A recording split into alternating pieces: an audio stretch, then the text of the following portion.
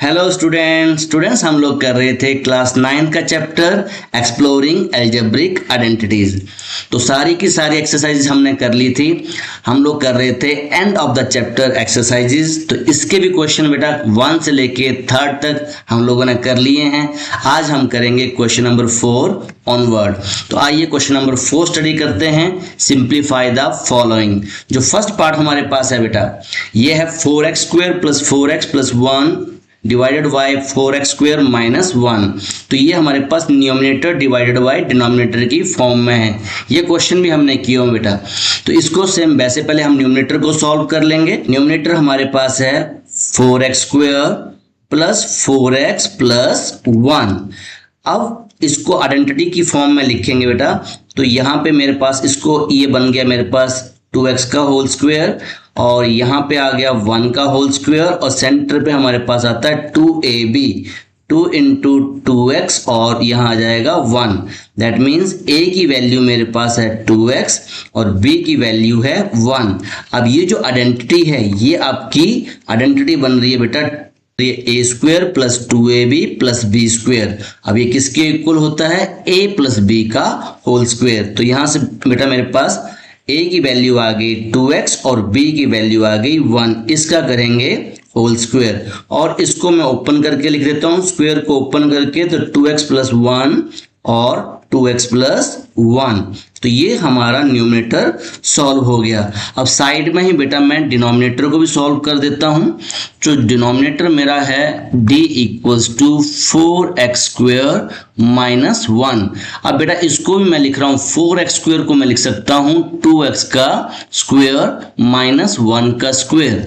तो ये जो आइडेंटिटी बेटा आपके पास बन रही है ये बन रही है a² - b²। तो हम लोग जानते हैं a + b a - b। अब एक काम आपने यहाँ कर लेना है, a की वैल्यू हमारे पास 2x और b की वैल्यू है 1। अब सिर्फ आपने इसको आइडेंटिटी को ओपन फॉर्म में लिखना है। दैट मीन्स ये मेरे पास आ जाएगा a + b that means 2x + 1 और दूसरा आ जाएगा 2x - 1। अब न्यूमरेटर की जगह न्यूमरेटर की वैल्यू और डिनोमिनेटर की जगह पे डिनोमिनेटर की वैल्यू पुट कर देनी है। तो न्यूमरेटर डिवाइडेड बाय डिनोमिनेटर। तो ये मेरे पास आ गया 2x + 1 और यहाँ पे आ गया 2x + 1 न्यूमरेटर की वैल्यू और डिनोमिनेटर की जो वैल्यू है ये हमारे पास है। तो ये मेरे पास आ गया 2x + 1 और 2x - 1। तो जो भी टर्म आपकी यहाँ कैंसिल हो रही है उसको हम कैंसिल कर देंगे। तो मेरे पास कैंसिल हो रहा है बेटा 2x + 1 2x + 1। तो जो आंसर हमारा आ गया तो ये आ गया मेरा 2x + 1 और 2x - 1। तो यही आपका क्या है बेटा आंसर है।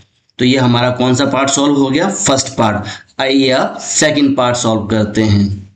Okay, now in second part हमें दे रखा है 9 ब्रैकेट 3a² - 24b²। अगर आप बेटा यहाँ देखें तो ये जो 3 है हमारा ये परफेक्ट क्यूब नहीं बन रहा है। तो अगर हम 9 को 3 से मल्टीप्लाई कर दें और 9 को 24 से मल्टीप्लाई कर दें तो ये पूरी की पूरी हमारी क्या बन जा रही है? आइडेंटिटी बन जा रही है। तो फर्स्ट काम हम क्या करेंगे बेटा, इसको मल्टीप्लाई कर देंगे। सो ये भी हमारे पास न्यूमरेटर डिवाइडेड बाय डिनोमिनेटर की फॉर्म में है। तो न्यूमरेटर को पहले बेटा मैं लिख देता हूँ 9 3a³ - 24b³। अब नेक्स्ट स्टेप में मल्टीप्लाई कर दो बेटा, ये आ गया 9 3 = 27 a³ - 24 को 9 से करेंगे तो 216 b³। अब बेटा 27 को हम a की फॉर्म में लिखना है। तो ये हमारे पास आ जाएगा 27 को मैं लिख रहा हूँ 3a का होल क्यूब 3a का होल क्यूब माइनस 216। अब ये मेरे पास बन रहा है 2b का होल क्यूब। सो यहाँ से a की जो वैल्यू है, a की वैल्यू है मेरे पास 3a और b की वैल्यू है 6b।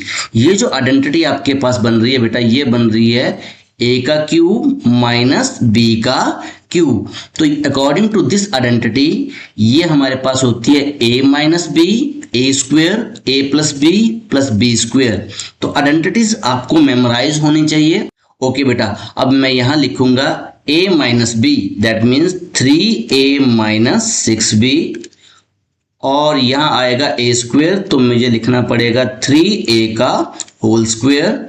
अब बीच में आता है ab, दैट मीन्स 3a और 6b प्लस b का स्क्वेयर आ जाएगा 6b का स्क्वेयर, और ब्रैकेट कर दूंगा close. So this is equals to 3a minus 6b। अब इसको बेटा आप सॉल्व कर देंगे तो 3a स्क्वेयर को 2 टाइम्स आप मल्टीप्लाई करोगे तो 3 3 जा 9 a स्क्वेयर, 6 3 जा 18 ab, और 6 6 जा 36, सो ये आ गया 36 b स्क्वेयर। सो ये हमारा न्यूमरेटर सॉल्व हो गया। अब बेटा साथ में ही हम डिनोमिनेटर को भी सॉल्व कर देते हैं। सो डिनोमिनेटर बेटा हमारे पास है 9a square minus 36 b square.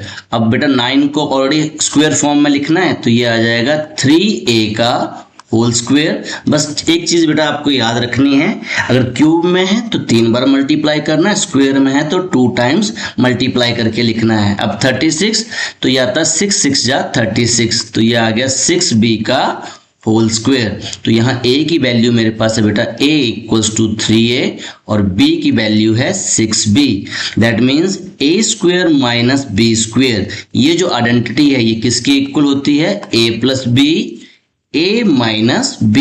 According to this identity अब ये मेरे पास आ गया 3a प्लस 6b, और ये आ जाएगा 3a माइनस 6b। सो अब ये हमारा डिनोमिनेटर भी सॉल्व हो गया। अब हम न्यूमरेटर डिवाइडेड बाय डिनोमिनेटर, जिसकी जो वैल्यू है वो वहीं पुट कर देंगे, तो न्यूमरेटर डिवाइडेड बाय डिनोमिनेटर। तो न्यूमरेटर की वैल्यू बेटा ऑलरेडी हमारे पास है 3a माइनस 6b, और यहाँ आ जाएगा 9a square plus 18ab plus 36b square, और डिनोमिनेटर में आया हमारे पास 3a प्लस 6b और 3a माइनस 6b। तो हम क्या देख रहे हैं बेटा, यहाँ पे ये जो आपके पास 3a minus 6b, 3a minus 6b, ये आपका कैंसिल आउट हो गया। सो अब हमारा जो आंसर आया वो आ गया न्यूमरेटर डिवाइडेड बाय डिनोमिनेटर। सो यहाँ बचा 9a square plus 18ab plus 36b square divided by, अब यहाँ पे डिनोमिनेटर में बचा हमारे पास 3a प्लस 6b। तो यही हमारा आंसर है सेकंड पार्ट का बेटा। सो ये सेकंड पार्ट भी हमारा हो गया। आइए अब थर्ड पार्ट करते हैं। Now question number 4 third part. अब थर्ड पार्ट भी बेटा हमारे पास एक न्यूमरेटर डिवाइडेड बाय डिनोमिनेटर की फॉर्म में है। जो न्यूमरेटर बेटा हमारे पास है वो है S cube plus 125 T cube. Okay बेटा, अब ये जो आइडेंटिटी आपकी बन रही है, सो इसको मैं लिखूंगा s का होल क्यूब प्लस, अब 125 को मैं लिख रहा हूं 5t का होल क्यूब। सो ये जो आइडेंटिटी है, यहाँ a और b पहले निकाल लेते हैं। तो a मेरे पास आ गया s और b की वैल्यू आ गई 5t। तो ये जो आइडेंटिटी है बेटा, ये है a का क्यूब प्लस b का क्यूब। तो ये भी मैंने आपको बताया हुआ, ये होता है a plus b, a square minus ab plus b square. ये आइडेंटिटी इसके इक्वल होती है बेटा ये। तो बस हमने करना क्या है बेटा, जो आइडेंटिटी कह रही है वैसे हमने इसको लिख देना। ये कह रहा है a प्लस b, तो हम इन दोनों को एक बार प्लस कर देंगे, तो ये आ जाएगा s प्लस 5t। और a स्क्वेयर, तो यहाँ मेरे पास a स्क्वेयर की जगह है s स्क्वेयर माइनस ab, तो ये आ जाएगा s इंटू 5t। ओके, और b स्क्वेयर की जगह आ जाएगा 5t का होल स्क्वेयर। क्लियर हुआ बेटा आपको? So this is equals to s plus 5t, और ये आ जाएगा s square minus 5st plus 25t square. So ये हमारा न्यूमरेटर सॉल्व हो गया बेटा। अब साथ में ही हम लोग डिनोमिनेटर को भी सॉल्व कर देंगे। So denominator equals to s square minus 2st minus 35t square. Okay बेटा, सब पहला काम हमारा यहाँ ये चेक करना है कि ये स्क्वेयर फॉर्म में है कि नहीं। s स्क्वेयर ये तो है 35 टी स्क्वेयर तो मिल गया 35 को बेटा हम स्क्वायर फॉर्म में नहीं लिख सकते हैं। तो जब भी कोई ऐसा एक्सप्रेशन हो तो हम लोग करते हैं सम और प्रोडक्ट वाले फॉर्मूले से बेटा। तो ये आ जाएगा -2, सम हमारे पास -2 है और प्रोडक्ट हमारे पास फर्स्ट टर्म यहाँ 1 नहीं है तो ये आ जाएगा -35। तो प्रोडक्ट बेटा मेरे पास ये 7 5 जो 35, 7 और 5 से मैं ट्राई कर रहा हूँ। अब सम के आगे है माइनस तो बड़े नंबर के आगे मैं लगा दूंगा माइनस साइन। तो मेरे पास जो फैक्टर आ गए -7, 5 तो इसको मैं लिख दे रहा हूँ बेटा s² -7 st + 5 st -35 t²।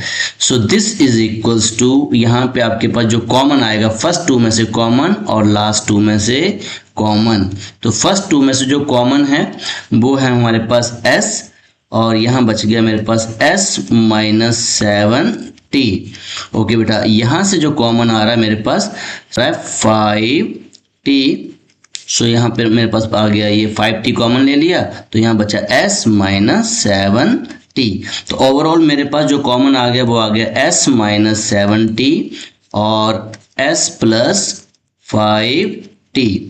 Clear हुआ बेटा आपको? ओके, अब जैसे थे न्यूमरेटर डिवाइडेड बाय डिनोमिनेटर वैसे ही लिख देते हैं। तो न्यूमरेटर मेरे पास है s + 5t और ये आ गया s² -5 st + 25 t² और डिनोमिनेटर अभी ऊपर सॉल्व किया हमने तो ये आया s -7t और s + 5t। तो जो टर्म आपकी कैंसिल हो रही है उसको कैंसिल कर देंगे। तो यहाँ s + 5t आपका कैंसिल आउट हो गया। सो इन द नेक्स्ट स्टेप ये जो रिमेनिंग बच गया हमारा, यही हमारा क्या है बेटा, आंसर है। So this is equals to s² -5 st + 25 t² divided by s -7t। तो यही हमारा आंसर है थर्ड पार्ट का बेटा। आइए अब क्वेश्चन नंबर 5 करते हैं। Now question number 5, find possible expression for length and breadth for each of the following rectangles whose areas are given by the following expression। बेटा ये आपके पास एक रेक्टेंगल है और रेक्टेंगल का जो एरिया होता है वो लेंथ इनटू ब्रेथ। तो कहने का मीनिंग ये है बेटा कि इसके 2 फैक्टर्स आएंगे। जब हम इसको सॉल्व करेंगे, करना हमें फैक्टराइज ही है। जब हम फैक्टराइज करेंगे तो एक पार्ट को हम लेंथ बोल देंगे और दूसरे फैक्टर को हम लोग ब्रेथ बोल देंगे। तो कुल मिला के हमें इसको फैक्टराइज ही करना है। सो जो फर्स्ट पार्ट है बेटा वो है 25a² -30 ab + 9b²। अब बेटा यहाँ एक बार चेक कर लेंगे हम लोग। सो 25 भी परफेक्ट स्क्वायर है, 9 भी परफेक्ट स्क्वायर है। तो ये स्क्वायर वाले फॉर्मूले से फैक्टराइज हो जाएगा। तो ये आ गया मेरे पास 5a का होल स्क्वायर और 9 को हम लिखेंगे 3b का होल स्क्वायर। अब यहाँ माइनस है तो माइनस वाला फार्मूला -2ab, तो ये आ गया 5a और 3b। एक बार चेक कर लेंगे, 5 2 = 10 × 3 30ab। तो दैट मीन्स ये जो आइडेंटिटी हमारे पास यहाँ यूज हो रही है वो यूज हो रही है a² -2ab + b² = a - b का होल स्क्वायर। तो यहाँ पे a की वैल्यू हमारे पास आई है 5a और जो b की वैल्यू आई है वो आई है 3b। तो according to this identity a - b का होल स्क्वायर। तो ये मेरे पास आ गया 5a - 3b का होल स्क्वायर। तो इसको 2 टाइम्स लिख दूंगा बेटा मैं, 5a - 3b और 5a - 3b। So that means length हमारे पास आ गई 5a - 3b और ब्रेथ भी हमारे पास आ गई 5a - 3b। तो एक को हमने लेंथ बोल दिया, एक को हमने ब्रेथ बोल दिया। तो कुल मिला के हमें फैक्टराइज ही करना था। अब आइए बेटा सेकंड पार्ट भी सेम है बेटा हमारे पास। यहाँ भी हमें क्या करना है, फैक्टराइज करना है। तो सेकंड पार्ट हमें दे रखा है 36s² -49 t²।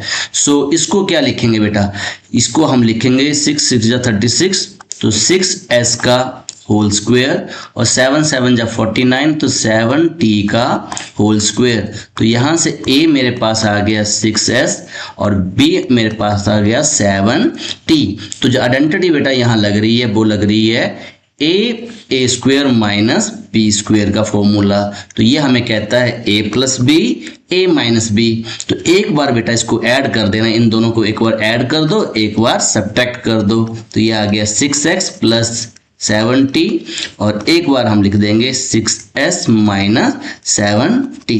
तो ये यहाँ पे अब एक हमारी लेंथ है, एक हमारी ब्रेथ है। लास्ट में बस ये लिख देना आपको, length equals to 6x plus 7t और ब्रेथ हमारे पास आ गई 6s माइनस 7t। तो ये बेटा एरिया को हमने लिख दिया लेंथ इनटू ब्रेथ कुल मिला के। तो फैक्टराइज ही करना था। क्वेश्चन नंबर 5 हमारा हो गया। आइए अब क्वेश्चन नंबर 6 करते हैं। Now question number 6, question number 6 study कर लेते हैं एक बार। Find the possible expression for length, breadth and height. अब 3 टर्म में बेटा हमारे पास एक लेंथ आएगी, एक ब्रेथ आएगी, एक हाइट आएगी। For each of the following cuboid, ये आपको एक क्यूबॉइड दे रखा है और वहां से एक लेंथ आएगी बेटा, एक ब्रेथ आएगी, एक हाइट आएगी। तो क्यूबॉइड का जो वॉल्यूम होता है length into breadth into height. तो इसको भी हमें फैक्टराइज ही करना है। जो 3 पार्ट आएंगे, एक पार्ट को हम लेंथ बोल देंगे, एक पार्ट को ब्रेथ बोल देंगे, एक पार्ट को हाइट बोल देंगे। सो अब इसको लिख लेते हैं फर्स्ट पार्ट को। तो फर्स्ट पार्ट है मेरे पास 6a square minus 24b square. तो आइडेंटिटी बनाने की कोशिश करेंगे बेटा। सो यहाँ a स्क्वायर तो है, b स्क्वायर तो है, बट यहाँ पे 6 को हम नहीं लिख सकते हैं, 24 को भी स्क्वायर फॉर्म में नहीं लिख सकते हैं। क्यों ना बेटा मैं 6 कॉमन ले लूँ। अगर मैं 6 कॉमन लेता हूँ तो ये मेरे पास आ गया a स्क्वायर और यहाँ आ जाएगा 4b स्क्वायर। अब चेक कर लो बेटा, 6 4 जा 24। अब जैसे हमने कॉमन लिया तो यहाँ पे बेटा मेरे पास ये ऑटोमेटिकली स्क्वायर फॉर्म में आइडेंटिटी बन रही है। ए स्क्वायर को मैंने लिखा a का होल स्क्वायर और 4b को मैं लिख रहा हूँ 2b का होल स्क्वायर। सो यहाँ पे a की जो वैल्यू है वो a है और b की वैल्यू है 2b। क्लियर हुआ बेटा। सो आइडेंटिटी हमारे पास क्या बन रही है, a square minus b square. So according to this identity हमें एक बार लिखना है a प्लस b, एक बार लिखना है a माइनस बी। अब जो बेटा कॉमन है वो एज इट इज रहेगा 6 बाहर। अब इसको हम लिखेंगे एक बार प्लस में, तो ये आ गया a प्लस 2b और एक बार हम लिख देंगे माइनस में a माइनस 2b। तो यहाँ पे बेटा एक हमारी लेंथ है, एक ब्रेथ है और एक हाइट है। तो इसको मैंने लेंथ बोल दिया, इसको मैंने ब्रेथ बोल दिया और ये वाली मेरी क्या बन गई, हाइट बेटा।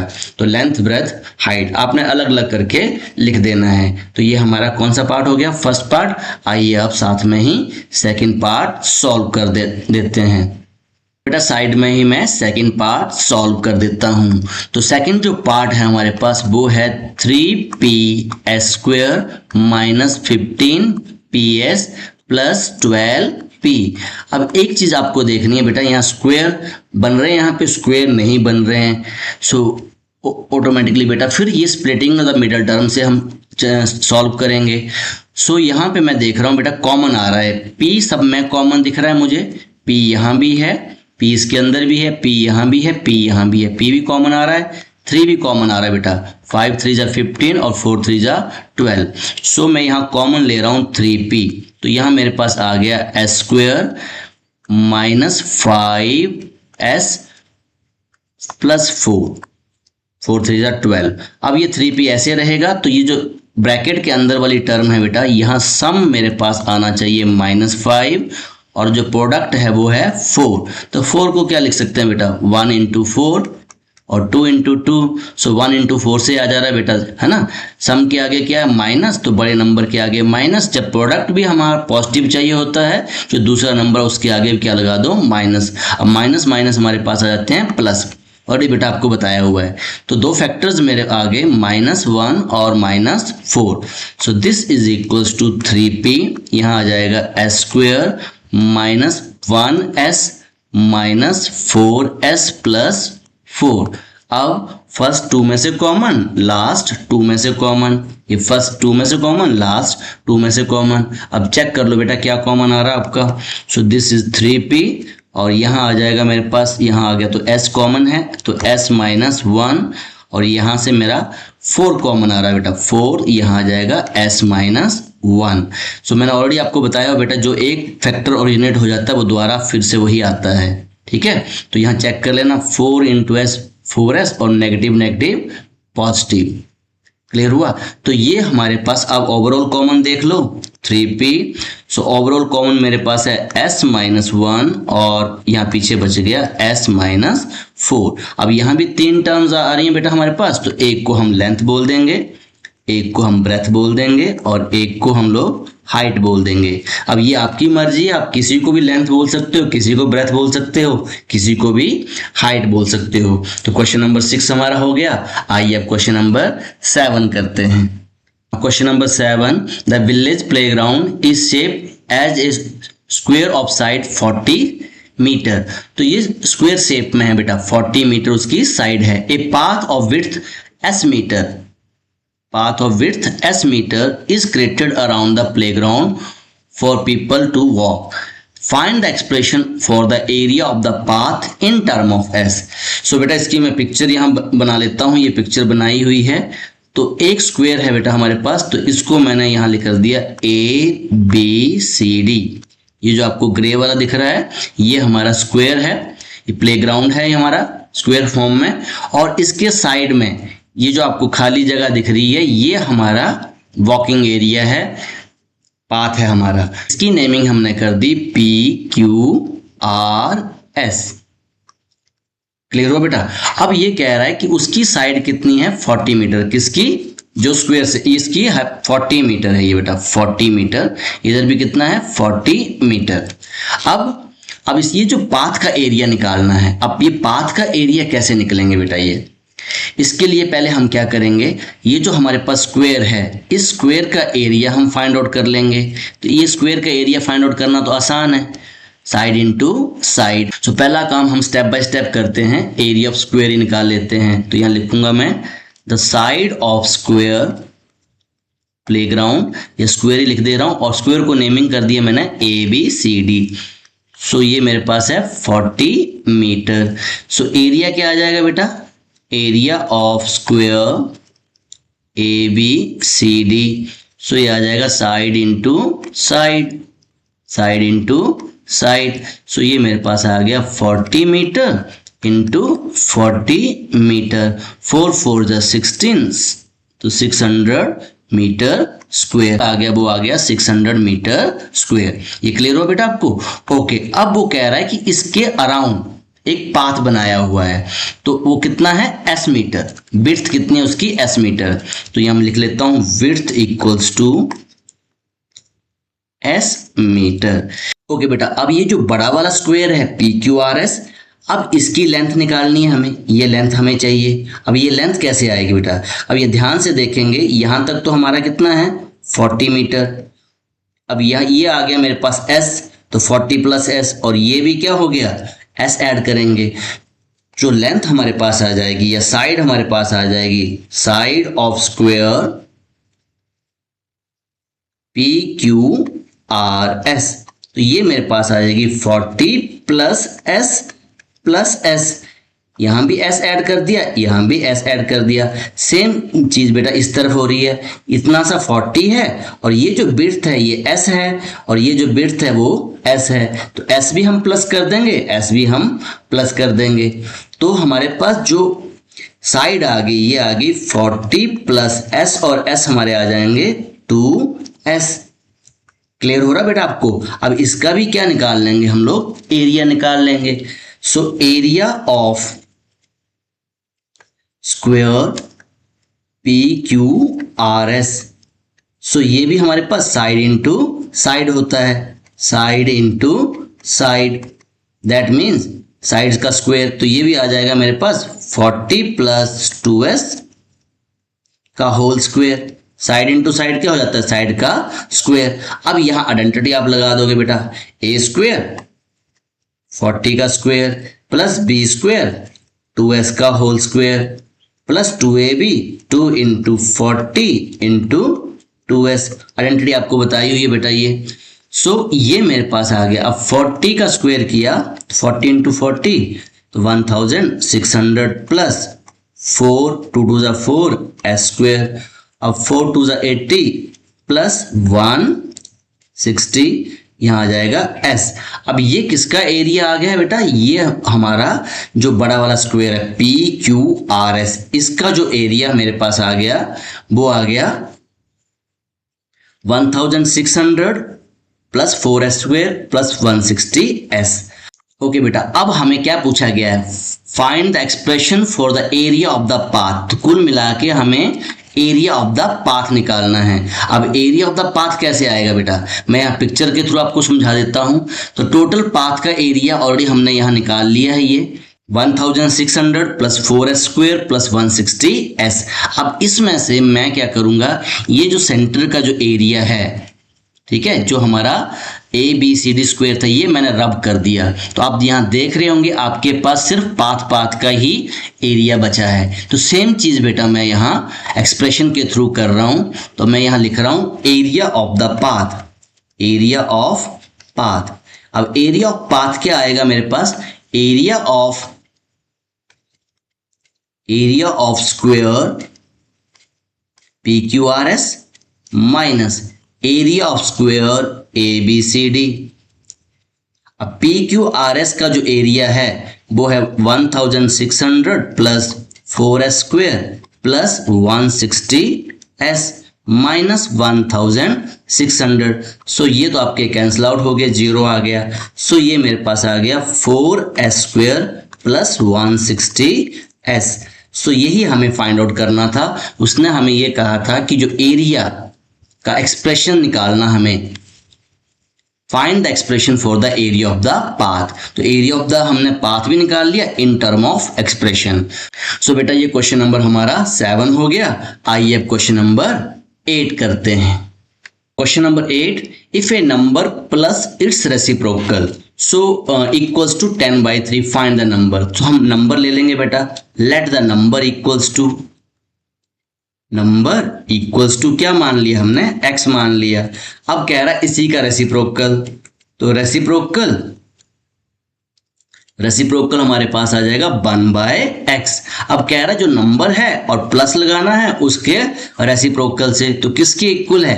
10/3। तो अकॉर्डिंग टू कंडीशन हम लिखेंगे x plus 1/x equals to 10/3। अब इसको सॉल्व कर दो बेटा।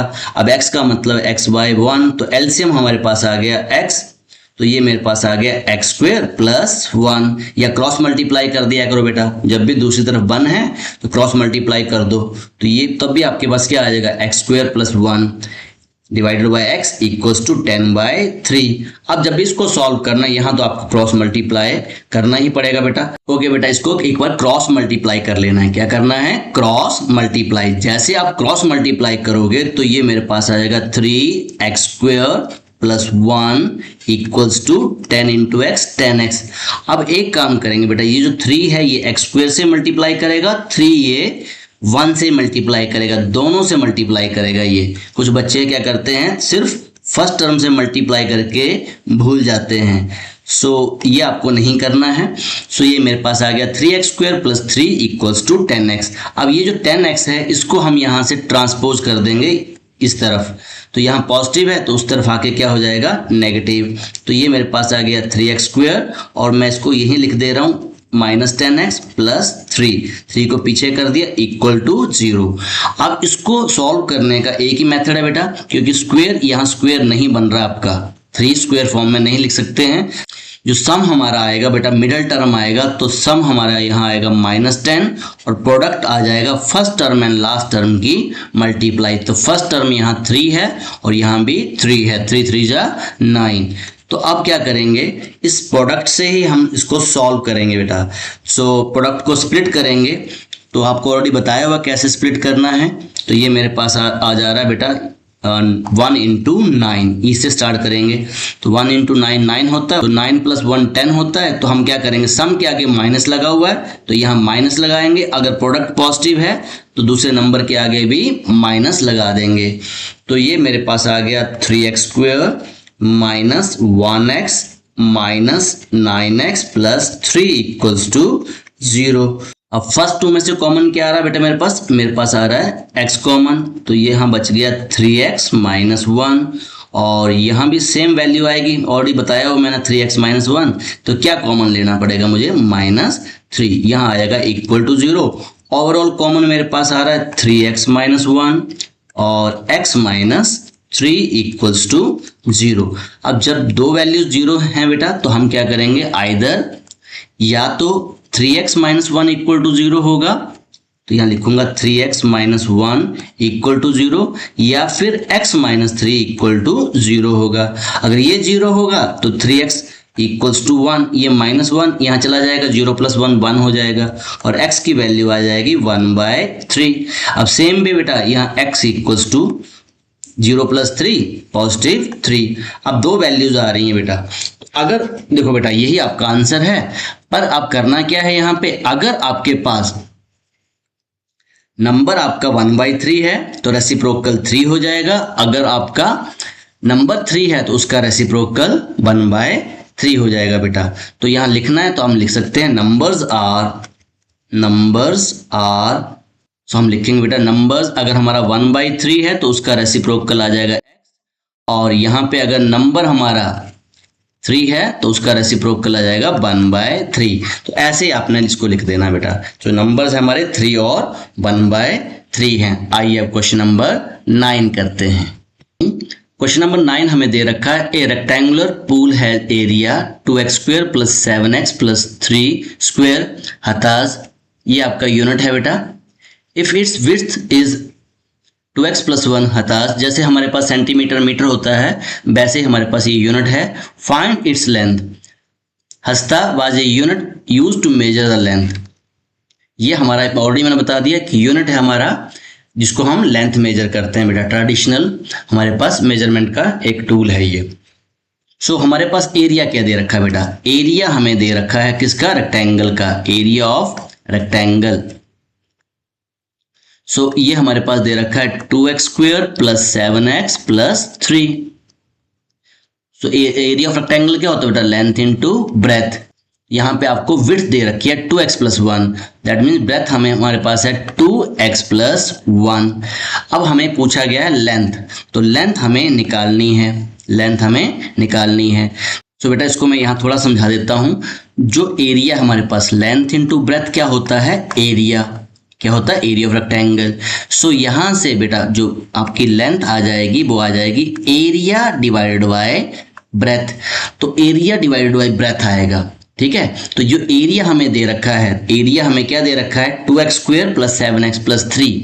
सो यहाँ से length equals to area, that means 2x² plus 7x plus 3 divided by 2x plus 1, ये हमारी क्या आ गई, लेंथ आ गई।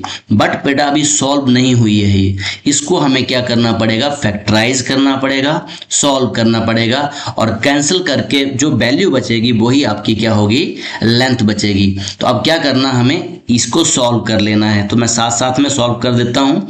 सम हमारे पास है 7 और प्रोडक्ट आ जाएगा फर्स्ट एंड लास्ट टर्म की मल्टीप्लाई, 3 2 जा 6। अब 6 के फैक्टर ढूंढने जाएंगे बेटा, तो 6 के फैक्टर मेरे पास आ रहा है 1 और 6, 1 इंटू 6। अब चेक कर लेंगे हम, तो 1 इंटू 6 6 होता है, 1 प्लस 6 7 आता है।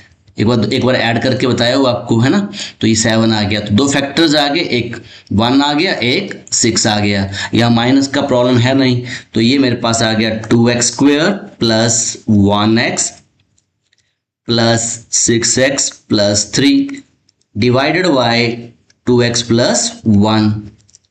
क्लियर हो रहा आपको। सो अब इसको सेम बेटा हम सॉल्व करते जाएंगे। फर्स्ट टू टर्म में से कॉमन ले लेंगे। फर्स्ट टू टर्म में से कॉमन आया x, तो ये आ गया 2x प्लस 1 प्लस, अब यहाँ क्या कॉमन आ रहा है, कॉमन मेरे पास आ रहा है 3 कॉमन आ रहा है, तो यहाँ बचा 2x प्लस 1। ओवरऑल कॉमन मेरे पास आ रहा है 2x प्लस 1 और यहाँ बच गया x प्लस 3। अब यहाँ भी डिनोमिनेटर लगा देंगे बेटा। डिनोमिनेटर क्या हमारे पास 2x प्लस 1 और यहाँ भी डिनोमिनेटर हम लगा देंगे। सो यहाँ लिख दूंगा मैं 2x प्लस 1 और यहाँ भी लिख दूंगा 2x प्लस 1। ये क्या कैलकुलेट कर रहे थे बेटा? लेंथ कैलकुलेट कर रहे थे हम। अब जो कैंसिल आउट हो गया उसको कैंसिल कर दो, तो 2x + 1 से 2x + 1 कैंसिल हो गया, तो यहाँ पे मेरे पास जो वैल्यू आ गई x + 3। तो कुल मिला के बेटा जो लेंथ हमारे पास आ गई वो आ गई x + 3। तो सेम क्वेश्चन नंबर 4 की तरह ही बन गया बेटा, एक न्यूमरेटर था एक डिनोमिनेटर था, जो कैंसिल करके आंसर आया वो हमारा लेंथ आ गई। तो कुल मिला के क्वेश्चन वर्डिंग वाले क्वेश्चन में बेटा हमारे प्रीवियस क्वेश्चन जैसे ही हैं। आइए अब क्वेश्चन नंबर 10 करते हैं। Now question number 10, if both x - 2 और x - 1/2 are the factor of, इसके फैक्टर्स हैं। अब एक चीज तो बेटा हमने देख ली, जब इसके फैक्टर्स हैं बेटा तो वो आपके मल्टीप्लाई में आएंगे। दैट मीन इसकी जो वैल्यू है उसको हम ऐसे लिखेंगे, फर्स्ट फैक्टर और सेकंड फैक्टर ऐसे तो बन जा रहे हैं। शो दैट p = r, ये आपको शो करना है। दैट मीन्स ये मेरे पास p x² + 5x + r = ये किसकी मल्टीप्लाई में आएगा? इसके दो फैक्टर्स हैं, एक x - 2 और एक आ जाएगा x - 1/2। अब एक काम बेटा आपको यहाँ सीखना, जब भी हम ऐसा लिखते हैं तो एक k कांस्टेंट लगा लेते हैं। k कांस्टेंट मीन्स केवल हमने देखा होगा 1/6 कॉमन आता था, 1/3 कॉमन आता था, कोई नंबर कॉमन आ जाता था, तो इसलिए हमने k लगा दिया। मे भी हो सकता है, होगा नहीं होगा वो पता नहीं, पर इस इन जनरल हमने प्रिकॉशन के तौर पे k लिख दिया। ओके बेटा, अब k को मैं बाहर ही लिखूंगा। अब ये मेरे पास आइडेंटिटी बन रही है बेटा, देखो x + a और x + b, ये आइडेंटिटी किसके इक्वल होती थी? ये होती थी x² + a + bx + ab। ये आइडेंटिटी हमने सीखी थी ना बेटा। तो यहाँ x की वैल्यू क्या है? x की वैल्यू है -2 और जो b की वैल्यू है वो भी -1/2 है।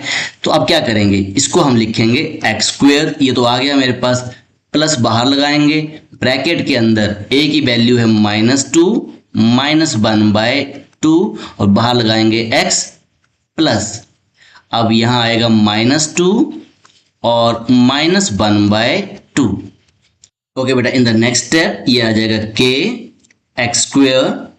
अब बेटा इसको मैं सॉल्व कर दे रहा हूँ यहाँ रफ में ना, ये आ गया -2 × -1/2, तो एलसीएम लेंगे बेटा, तो ये आ जाएगा 2, यहाँ आ जाएगा -4 -1, तो ये कितना आ गया बेटा? -4 और -1 -5/2। तो मैं डायरेक्ट यहाँ लिख दे रहा हूँ प्लस -5/2 और यहाँ लिखूंगा x।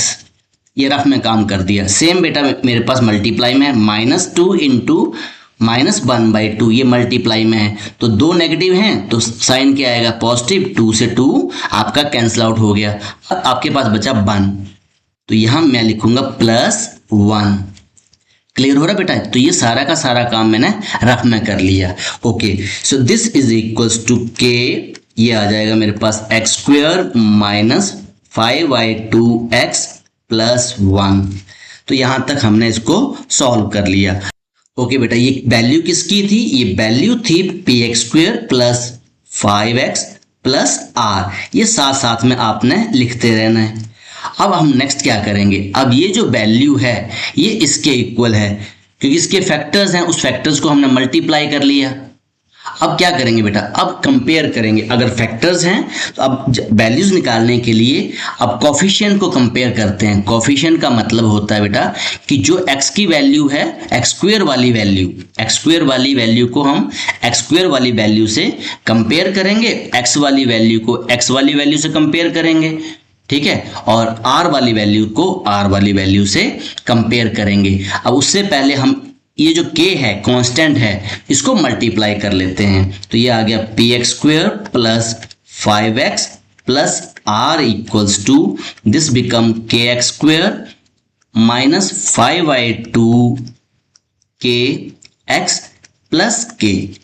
क्लियर हुआ आपको बेटा? अब comparing coefficient, comparing on both side, दोनों तरफ हम कंपेयर करेंगे कोफिशिएंट। अब किस किस का कंपेयर करेंगे बेटा? पहले कोफिशिएंट ऑफ x², ये कंपेयर करेंगे, तो कोफिशिएंट ऑफ एक्स स्क्वायर, तो यहाँ कोफिशिएंट ऑफ एक्स स्क्वायर, तो एक्स स्क्वायर का कोफिशिएंट क्या है, यहाँ पे p है, यहाँ एक्स स्क्वायर का कोफिशिएंट क्या है, k है। तो क्या आ गया बेटा हमारे पास, तो ये आ गया p इक्वल्स टू k। तो कोफिशिएंट ऑफ हम कांस्टेंट,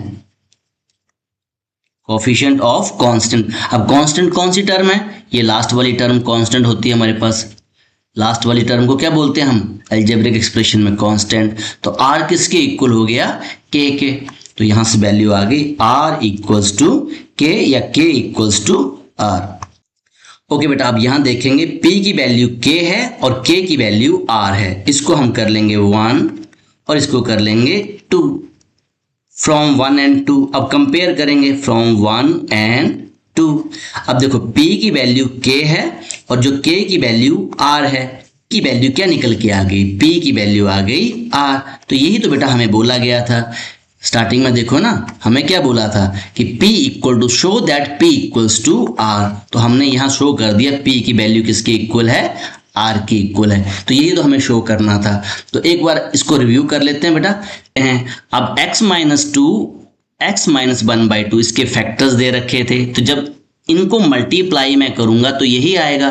फैक्टर का मतलब ये है ना, जब इसको मल्टीप्लाई करूंगा तो ये आंसर आना चाहिए। तो इसको मल्टीप्लाई हम करते रहे और वैल्यू हमारी यहाँ पे आ गई x square minus 5/2x plus 1 आ गई। और के हमने कांस्टेंट लिया था। के कांस्टेंट क्यों लिया था वो मैंने आपको ऑलरेडी बता दिया था कि सम टाइम्स हमारे पास 5 आ जाता है, 1/5 कॉमन आ जाता है, इसलिए लिया था।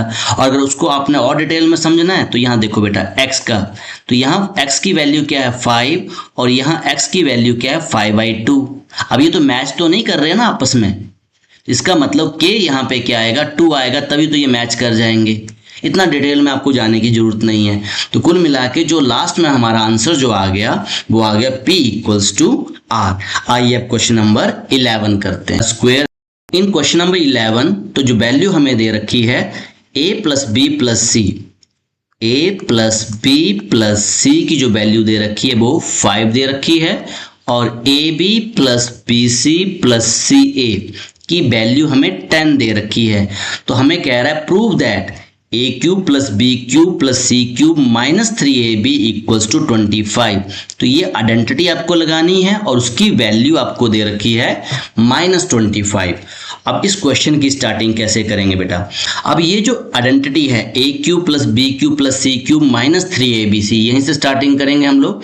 तो ये जो आइडेंटिटी आपके पास किसके इक्वल होती है, a cube plus b cube plus c cube minus 3abc, ये आपकी इक्वल होती है a plus b plus c a square plus b square plus c square minus a b minus b c minus c a. अब यहाँ value put करनी है। अगर हम बेटा वैल्यू पुट भी कर दें, जैसे a plus b plus c की जगह किसकी वैल्यू पुट कर दें 5, यहाँ 5 पुट कर देंगे। A b plus b c plus c a, यहाँ पे अगर हम माइनस कॉमन ले लें, क्या कॉमन ले लें, माइनस कॉमन ले लें, तो वहां 10 आ जाएगा। और फिर भी यहाँ एक वैल्यू रह जा रही है a square plus b square plus c square. हमें ये वैल्यू निकालनी पड़नी है a square plus b square plus c square. इस वैल्यू को पहले हम निकालते हैं। अब उसके लिए जो आइडेंटिटी यूज होगी वो a प्लस बी का होल स्क्वायर वाली आइडेंटिटी यूज होगी। तो हम लिखेंगे वी नो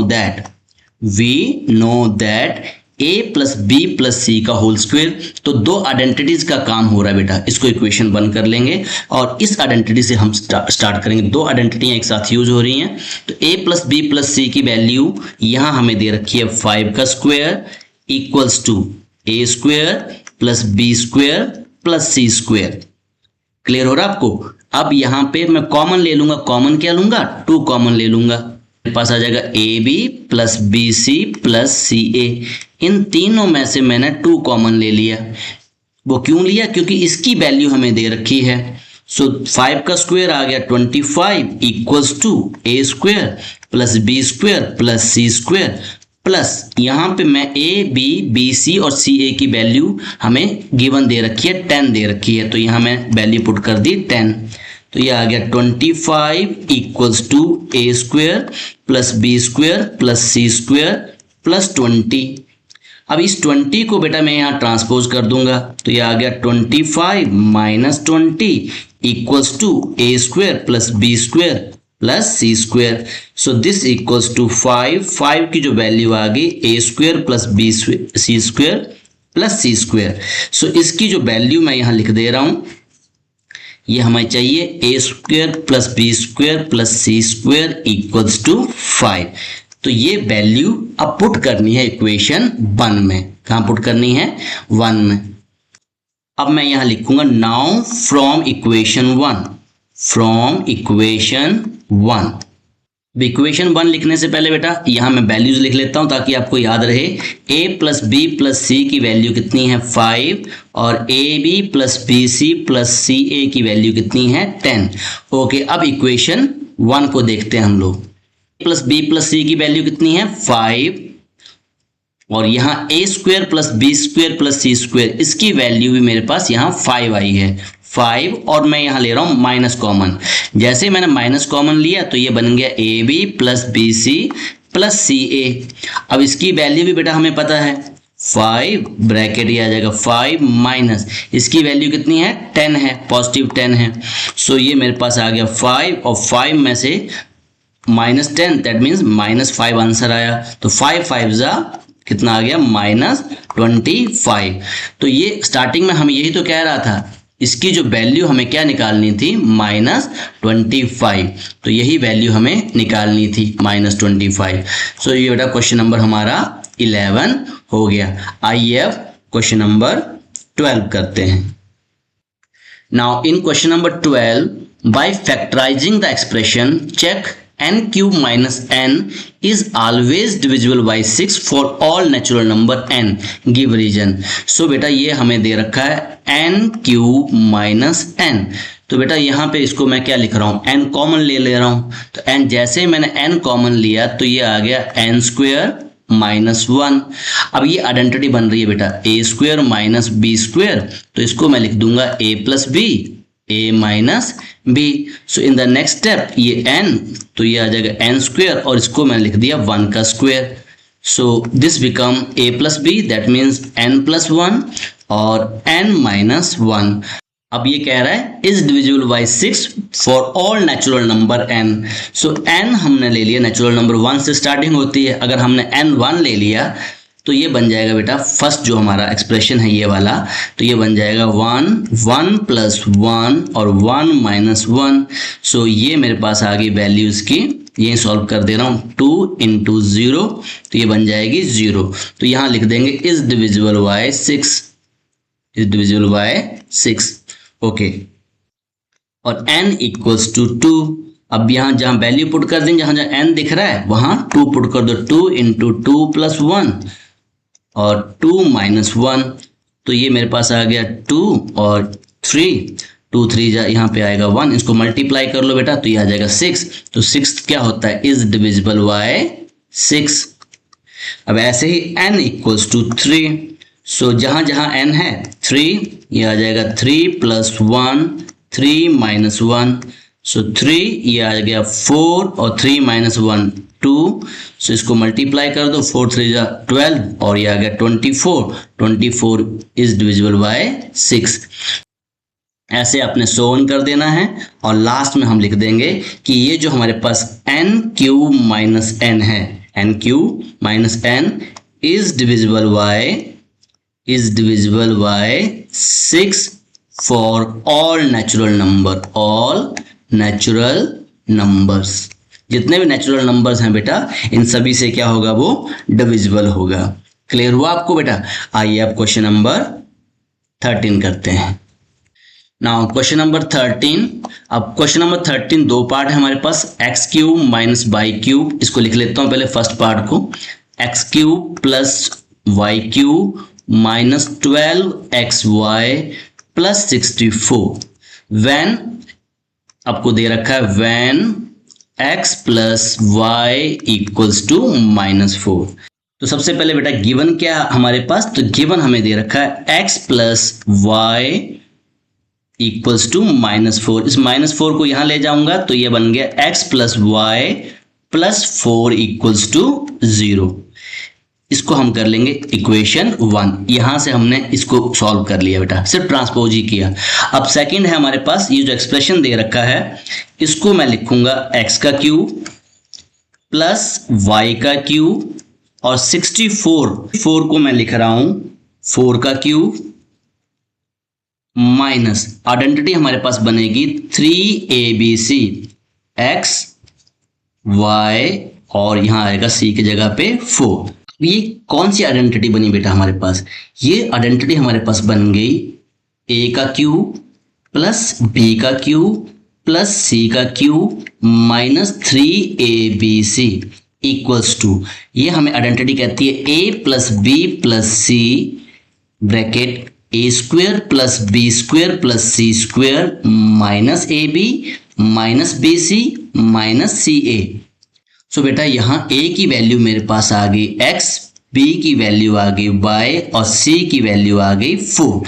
अब सिर्फ इस आइडेंटिटी को देख देख के हमने इसको सॉल्व कर देना है। ये हमें कहती है a plus b plus c, तो हम वैसे ही लिख देंगे x plus y plus 4।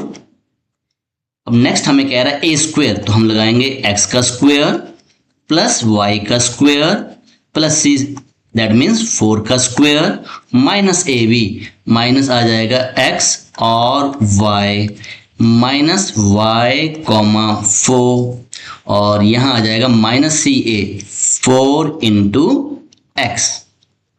Okay, अब इसको सॉल्व कर दो। So this become x plus y plus 4 और ये आ जाएगा x square plus y square plus 16 minus x y minus 4y minus 4x। But problem ये है बेटा कि फ्रॉम 1, अब यहां से फ्रॉम 1 लिखेंगे, फ्रॉम 1 तो हमने x प्लस वाई प्लस 4 की वैल्यू क्या निकाल रखी है 0। सो ये पूरी की पूरी वैल्यू क्या हो गई 0। अब 0 इंटू ये आपको दोबारा से लिखना पड़ेगा इतना लंबा, plus 16 minus x y minus 4y minus 4x और ये पूरी की पूरी इसकी वैल्यू क्या आ गई 0 आ गई। तो ये जो हमारा फर्स्ट पार्ट हो गया बेटा। सेम हमारा सेकंड पार्ट है। नाउ इन सेकंड पार्ट में बेटा हमें दे रखा है एक्स क्यूब, लिख लेते हैं पहले, minus 8y cube minus 36xy minus 216 और when x equals to 2y plus 6। अब यहीं से स्टार्ट करते हैं बेटा, x equals to 2y plus 6। अब यहां से 2y को भी और 6 को यहां से उठा के इधर लाएंगे तो ये हो जाएगा माइनस और ये भी हो जाएगा माइनस। तो जो हमारा एक्सप्रेशन बन जाएगा x minus 2y minus 6 equal to 0। इसको कर लेंगे हम इक्वेशन 1। नाउ अब ये जो x क्यूब है माइनस 8y क्यूब है माइनस 36 xy है माइनस 216। अब इसको मैं आइडेंटिटी बनाने की कोशिश करूंगा बेटा। तो यहां से मेरे पास ये आ गया x का होल क्यूब, a क्यूब मिल गया, प्लस लगाऊंगा माइनस 2y का होल क्यूब। अब 2 2 जा 4 2 जा 8 और माइनस के ऊपर ऑड पावर है माइनस रहेगा। अब ये 216 है बेटा यहाँ पे, तो इसको करूंगा प्लस और 216 को हम क्या लिखेंगे बेटा माइनस 6 का होल क्यूब। सो अब यहाँ आइडेंटिटी कहती है माइनस 3a, तो x b की वैल्यू माइनस 2y और c की वैल्यू माइनस 6। अब एक बार चेक कर लेना है कि ये कहीं हमारा गड़बड़ तो नहीं हो गया। सो बेटा इसको अब कितने नेगेटिव हो गए बेटा 1 2 3 नेगेटिव हैं तो माइनस 36 ही रहेगा। 3 2 जा 6 6 6 जा 36, तो ये हमारा चेंज नहीं हुआ। अब यहाँ से a की वैल्यू क्या आ गई, a मैं यहाँ लिख लेता हूँ x, b की वैल्यू आ गई माइनस 2y और c की वैल्यू आ गई माइनस 6। तो अकॉर्डिंग टू दिस आइडेंटिटी, ये आइडेंटिटी आपने लिखनी है और इसका जो आंसर है दिस इज इक्वल्स टू, ये हमारे पास आ जाएगा a plus b plus c, that means x minus 2y minus 6 bracket a square. तो ये मुझे करना ही पड़ेगा, मुझे पता है आंसर 0 ही आना है पर फिर भी मुझे लिखना पड़ेगा। तो ये आ जाएगा x का स्क्वेयर प्लस माइनस 2y का स्क्वेयर प्लस माइनस 6 का स्क्वेयर माइनस ए बी। तो ए की जगह मैं लिखूंगा x और b की जगह -2y माइनस बी सी, तो ये आ गया -2y -6, फिर माइनस आएगा सी ए, तो c की वैल्यू है मेरे पास -6 और a है मेरे पास x, इसको कर दिया close. So this is equals to, ये आ गया x -2y -6, सो ये आ गया x स्क्वायर, 2 2 ज़ा 4 y स्क्वायर, ये प्लस 36, ये माइनस माइनस दो नेगेटिव हैं तो प्लस, ये आ जाएगा 2xy, 3 नेगेटिव्स आ गए बेटा, माइनस लगेगा, 6 2 ज़ा 12 और यहाँ आ जाएगा y, यहाँ दो नेगेटिव्स हैं, पॉजिटिव हो जाएगा बेटा, ये पॉजिटिव 6x। अब ये इसकी जो वैल्यू है हम लिखेंगे फ्रॉम 1, अब इसकी वैल्यू है 0, तो 0 इंटू ये पूरा का पूरा आप लिख दो एक बार और नेक्स्ट स्टेप में आपका आंसर आ जाएगा 0। So this is equals to 0।